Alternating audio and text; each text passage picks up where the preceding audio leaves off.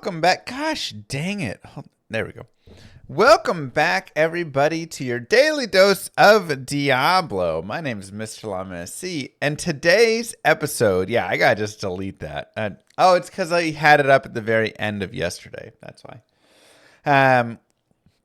In today's episode, we are going to be talking a little bit about in the news. There's a couple of things to go over today. One Diablo, one not Diablo. So let's start with the not Diablo. There was an interview recently on Zizaran's channel for Path of Exile 2 with some questions, reactions to patch 0.2. Essentially, patch 0.2 came out and kind of was a flop, I would say. I made a video about it just a few days ago in another Daily Dose Diablo. We talked about some of the changes and some of the feelings. And I was not the only one that shared these feelings. And so Zizaran had an interview with Jonathan and Mark, who are the lead devs of Path of Exile 2. And I gotta first say props to them for showing up and doing these interviews because they're not like just scripted nice interviews with some game journalists that just want to be in their good graces or anything. And especially Zizaran, he's a good friend of mine, but he's kind of known for being like hard hitting with all of his stuff, right? He's going to come at you. He's going to be like, look, this isn't fun, or this needs to stop, or like, can we change this? You know, he's going to do this stuff and fight back and not just kind of roll over with any basic easy softball questions and stuff. So I thought it went really well. It started out a little bit heated, and had some tension for a while, but at the end, there were some apologies around being a little aggressive and stuff, and there was some resolution and positivity there. So I do want to start with a couple of clips from it, just so you guys can get a sense of the interview. You can watch the whole thing. I'll link it down below, but I'll put it. Make sure you're enjoying yourself. Well, I guess a follow-up to that was I, along with many others, were not expecting a nerf to just how the campaign felt in general, right? In the last interview I heard, it really sounded like the intention was to target things at the top end. But there were so many things that nerfed us during the campaign here. And the thing I would say about that... I would like to finish. Sure. Okay. A lot of people are really wondering about the long-term direction for the game with that in mind, because they were also not expecting that. So a lot of people are wondering if the campaign, to be clear. That was going to be my question. That was not our intention. So yeah, we should be more powerful than we currently are during the campaign then. Well, that one I will have to look at specific cases, right? Because like that comes down to like okay, so like we already did something about that. So right off the bat, you can see the tension. This is not the first question asked, but you can see a little bit of the tension between Zizaran and the devs going through with the interview. I definitely think the devs were feeling a little defensive because there was, they're feeling the heat. Right, we talked about the reviews are coming in, really bombing the game right now. People are really upset. They feel like it's going in the wrong direction. And they're trying to stick to their vision while also appeasing the audience. And I think there is this is much more difficult than I think people realize, right? A lot of people are like, it's so easy, just make the changes and then it's here and then you're good to go and all of that. But you do have to have your own vision for the game, and you do have to find ways to keep it while also recognizing the parts of your vision that aren't working and do need to be shifted, right? Because if you just get rid of your vision and just listen to what everybody wants, then the game does just fall into a mess, and it loses, the whole purpose. And it's like you can't just have random pieces here and there of what makes it easier for them at this point and all of this. But you also need an audience, and you need people to play the game. And if your vision is just like not fun or not working, then you need to pivot, right? You got to find like, okay, how do I change my vision? How do I adjust this? So I do think there's a proper balance with all of that. And I always come back to StarCraft. I use StarCraft as a great example because within StarCraft, whenever there would be like a new change, a balance patch, whatever it would be, there would be some build that would come out and just be like immediately overpowered, essentially, right? You had the 1-1-1, or you had the Sentry Immortal push, right? StarCraft 2, right? You just had builds that were just too strong. And they would just win no matter what, essentially. And it was like, this is broken, blah, blah, blah, blah, blah. And people's immediate reaction was always, fix it. This needs to be balanced. This has to be changed, whatever it was. And then, after some time, strategies would come out for how to defend it, how to punish it, how to do this. And then it would usually fall to the wayside. Now, not in every single case. Sometimes it did just be too strong and they did have to kind of nerf some things. But in many cases, it was after giving the patch some time and letting people play with it and letting people do stuff, then the new strategies developed and it balanced itself out and it didn't become so ridiculous, right? And a lot of times these, overpowered builds or whatever it was were one base builds, right? Or two base builds that were just like these perfect timing attacks. And that's because it's easier to kind of build that than it is to find ways to like safely expand against these things and stuff. That stuff takes a little more time to develop. So with, any vision in any game, you have to have a little time to simmer. You have to say, oh my gosh, the initial feeling is this, but okay, after a little bit, people are starting to find these strategies and this makes it better and all of that. And so, that's where being too fast to adapt can ruin your vision overall.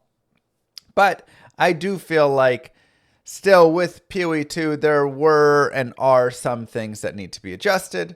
And they do feel this as well, which is why we have some changes coming forward. So they listed a bunch of changes they're going to make to improve the game.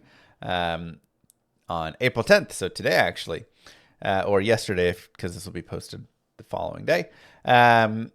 So here is some or a majority of the changes. Monster speed changes. Many players report being overwhelmed by monsters. I'll let you guys read through all this. I'm not going to read all the text, but essentially, they are slowing down some of the mobs. And making their interrupt events not be as impactful. And I do think this is a decent change overall. Again, I don't think every monster should be slow.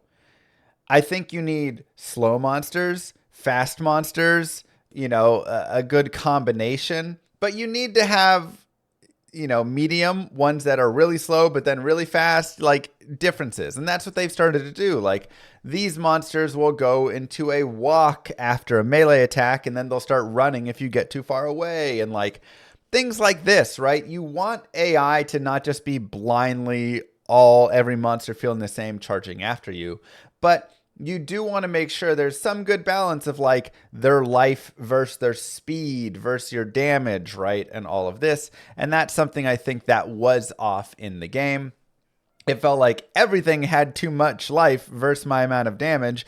And then if you put all of the speed on top of it, I have no way of clearing things. I have no way of doing anything. I'm just like run, right? Like that's it. You just run, dodge. And then like try and throw a little damage in where you can, but then all your damage is not feeling great unless you're comboing, but you don't have time to do any combos. And so I think this is a good start. We'll see how it does end up playing, but I do think this is a good start with all of it.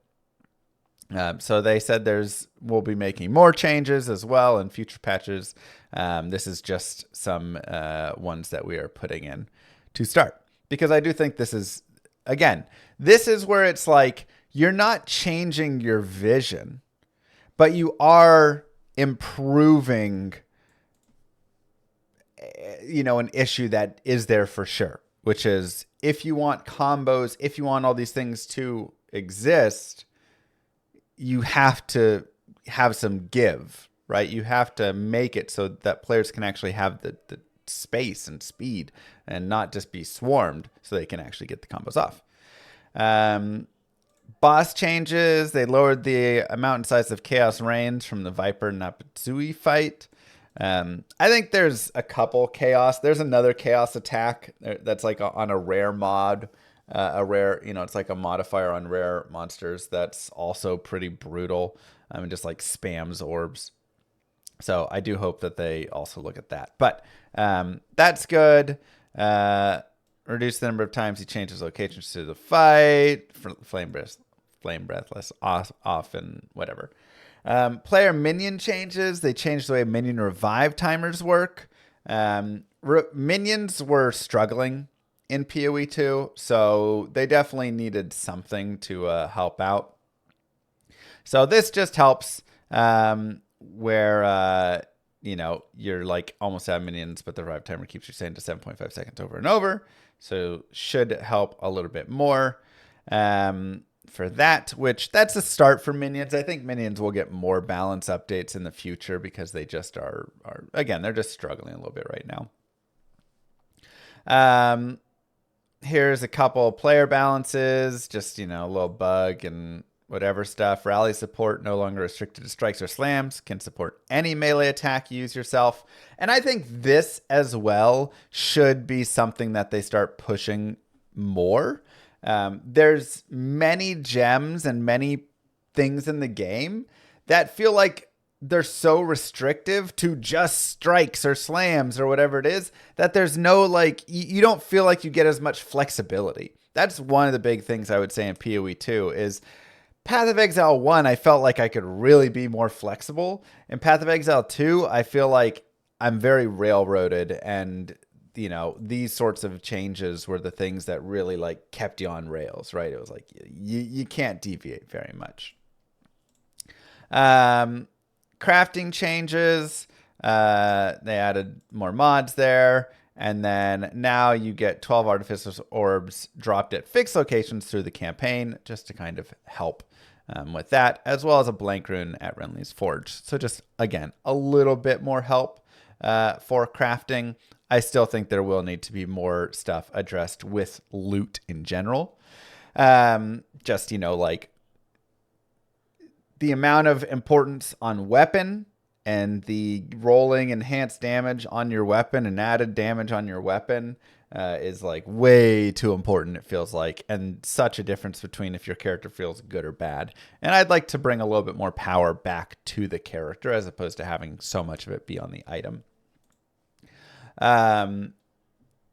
Charm changes, which is good. And this is what my suggestion was. Belts have 1 charm slot until level 32, up to 2 till 64, and up to 3 from 65 onwards. Like, this is literally...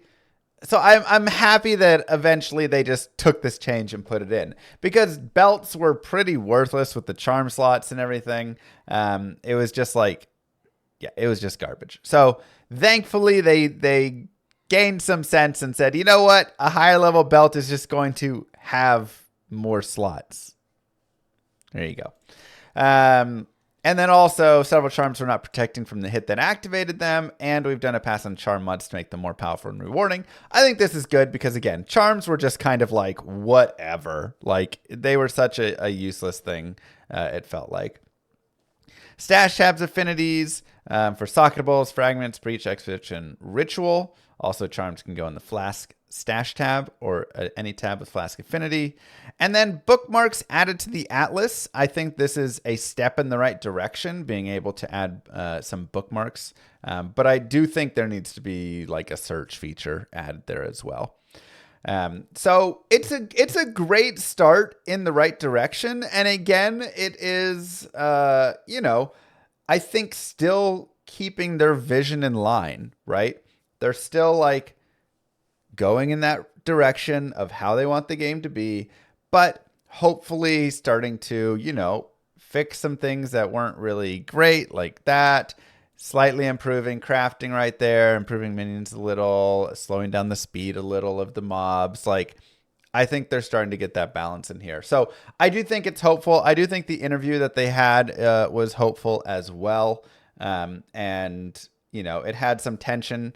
But again, like, kudos to them for actually sitting down, listening, talking through it, and hearing the feedback and then implementing some changes for it. So we will continue to see what happens there.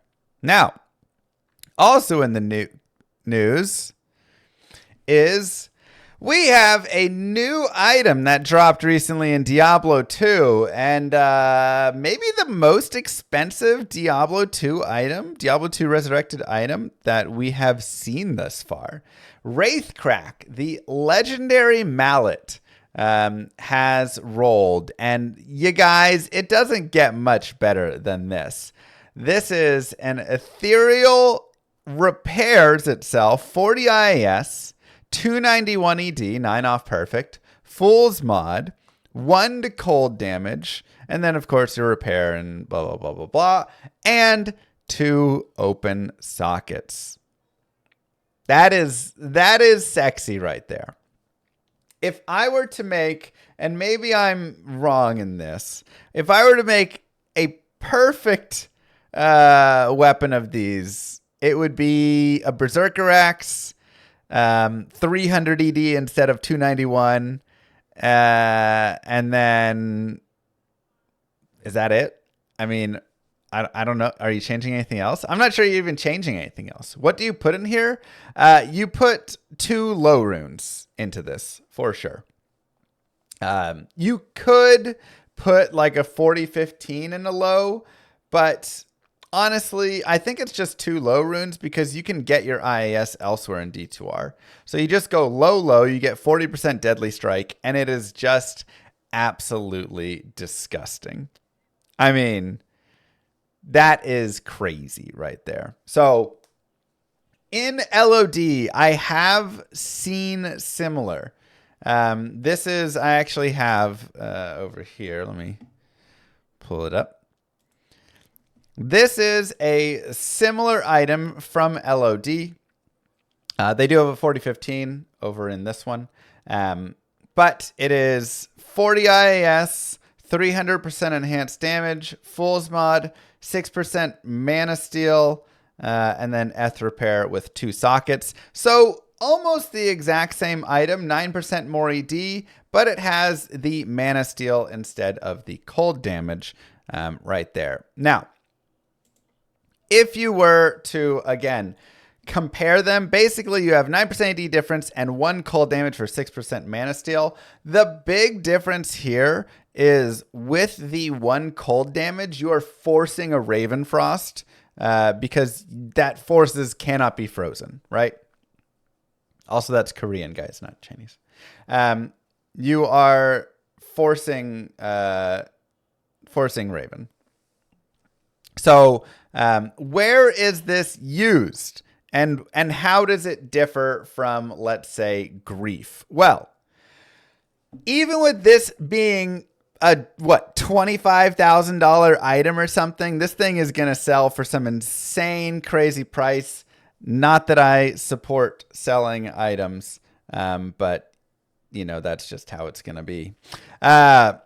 This thing is going to go for some ridiculous amount. Even with this, Grief is still stronger in terms of damage, which just shows how dumb Grief is.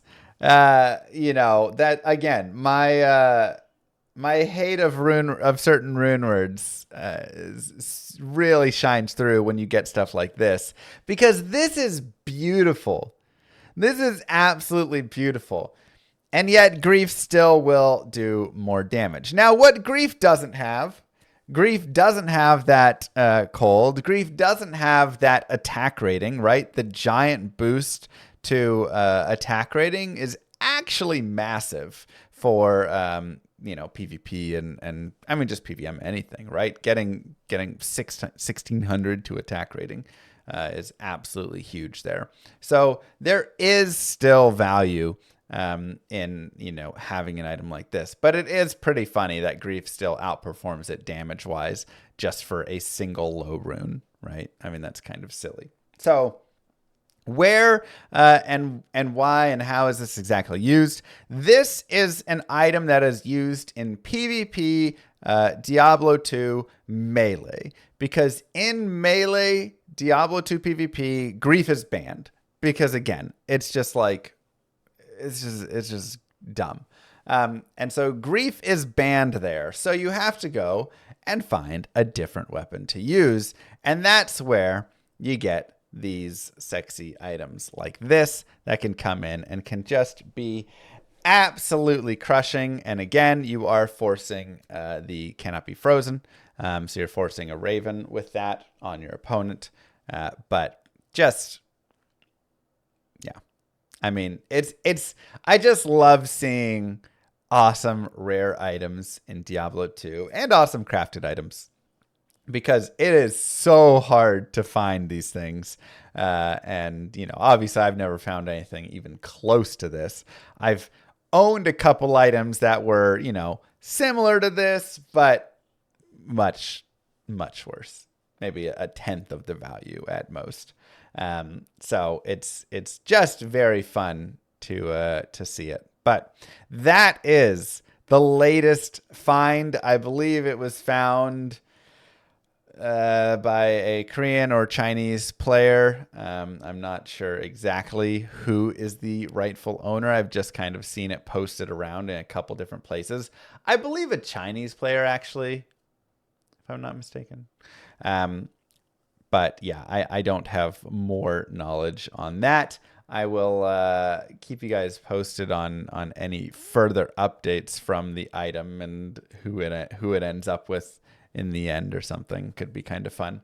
Also, I was thinking it'd be really funny if Blizzard just like, do you think they track items like that? I mean, they don't care. They don't care about Diablo 2. But, I think it'd be funny if they tracked items like this moving around and stuff. Just like, oh, who's got this? Who's got that? That's what I would do if I ran Diablo 2. So, anyways, this is in the news. I guess the final piece I want to say is, why is this worth so much? Well, two reasons. Number one, obviously it's been amazing, but it's the best item I would say that we have found in Diablo 2 Resurrected. LOD's been around for, 25 years. Diablo 2 Resurrected's only been around for a few years. So this being in D2R, I think, that changes it compared to, what we saw over here, right? This is in LOD. So you have that. But additionally, LOD also had imbue dropping and stuff where you could actually redo your imbue quest over and over again through you'd imbue something, have the game drop, and then you could do it again. I think it's patched now, but that used to be a thing. And so there were ways to kind of chance getting these super sick items way more often and stuff, whereas in D2R there isn't any of that. So it really is just kind of imbues and or people taking crazy stabs at, picking up legendary mallets that drop and berserker axes and different things and praying that they get something sweet. So anyways, that is in the news for your daily dose of Diablo. I'll be back tomorrow. We got some more fun stuff. Actually, tomorrow's episode is going to be really fun. So we'll have a good, fun episode coming up tomorrow. But don't forget to subscribe, YouTube, and I'll see you guys in the next one. Peace, everybody.